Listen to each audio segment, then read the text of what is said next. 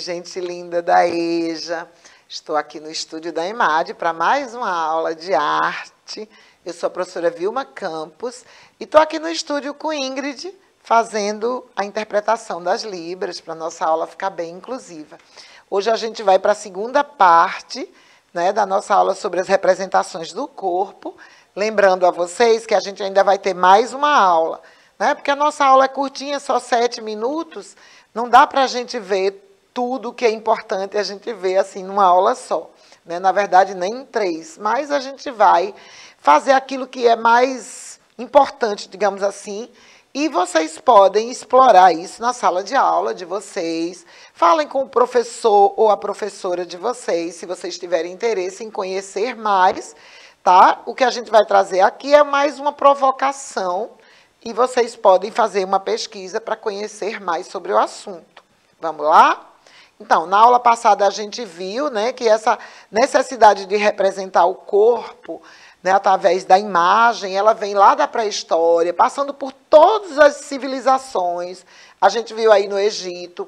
A forma como cada civilização, cada povo, cada cultura se representa, né, através do desenho, da pintura, da escultura, varia com seus valores, com seus ideais, como a pessoa, como cada sociedade vê o corpo, atribui valor, sentido e significado ao corpo humano, né, ao nosso corpo, que é o nosso templo, né, onde habita a nossa alma, nossa psique, nossa mente, nosso espírito, nossas emoções, né, tudo que a gente é, uma boa parte da nossa identidade está no nosso corpo.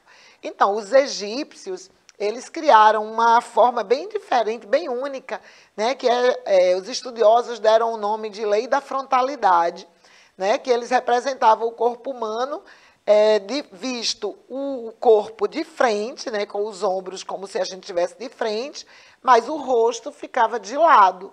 Os pés também, vocês estão vendo aí na imagem. Isso é chamado de lei da frontalidade.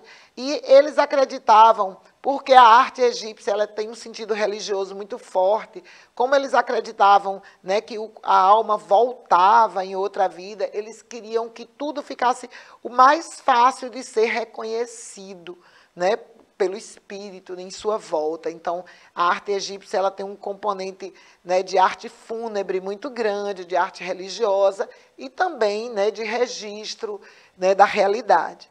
Então, isso é só uma provocação, como eu disse, vocês podem estudar um pouquinho mais com o professor ou a professora de vocês em sala. Vamos seguindo. Então, aí passando agora para a civilização grega, a gente está vendo aí a arte do período helenístico, que é o último período, é o mais elaborado da arte grega, né? E os gregos eles já representavam o corpo humano de uma outra forma, diferente dos egípcios, porque os gregos eles valorizavam muito o humano, né? O que a gente é enquanto ser humano. Eles não tinham esse caráter muito da divindade em relação à representação física. Então, tudo era pautado pelo humano, as dimensões do corpo humano, como a gente realmente é. E eles tinham uma idealização de beleza. Então, os gregos eles buscam a beleza, a representação humana da forma mais bela, mais harmoniosa. Então, vocês estão vendo aí a escultura, que é a maior parte da representação, né, grega, está na escultura, na arquitetura da arte grega daquele período. A pintura não é muito forte na Grécia, ela aparece só em alguns painéis e nos vasos gregos, como vocês estão vendo ali, né? Todos os vasos gregos eles eram decorados com a pintura humana e com a figura dos heróis, os elementos da mitologia grega também. Vamos seguindo, aí vocês estão vendo, né, mais vasos gregos. Ali é uma réplica do frontão do Partenon, que é um templo grego, assim, um dos mais representativos do período clássico grego. E aí a gente vai agora dar um salto para o Renascimento, que é uma volta ao clássico, né, uma idealização, né, essa valorização do humano, Só que no período do Renascimento já há muito de ciência, de pesquisa, de proporção, de estudo. Então é uma pintura que tem uma tendência naturalista, né, de representação mais próxima ao real, mas há também uma suavização da figura, há também muita poesia nessa arte do Renascimento. Né? Foi o período onde se estudou muito a técnica do claro e escuro para criar o sombreamento, a sensação de volume, né? A percepção do corpo o mais próximo da realidade possível. Okay? Então, aí vocês estão vendo obras de Leonardo da Vinci.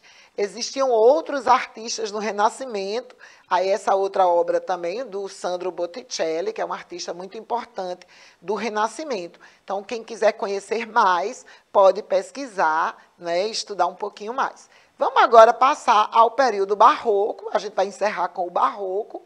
O barroco é um período pós o Renascimento, né, século XVII, e ele é bem interessante, porque o Renascimento surgiu na Itália e depois ele se estendeu pela Europa inteira.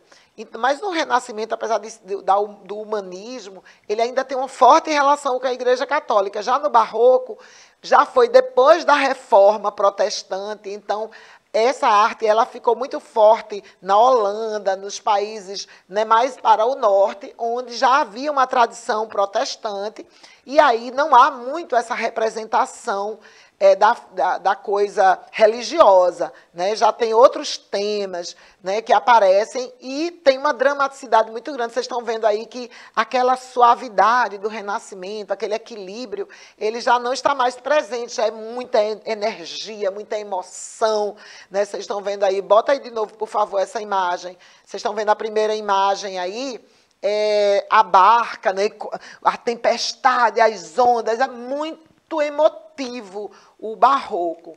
Já o Renascimento já é aquela coisa mais contemplativa, mais ideal.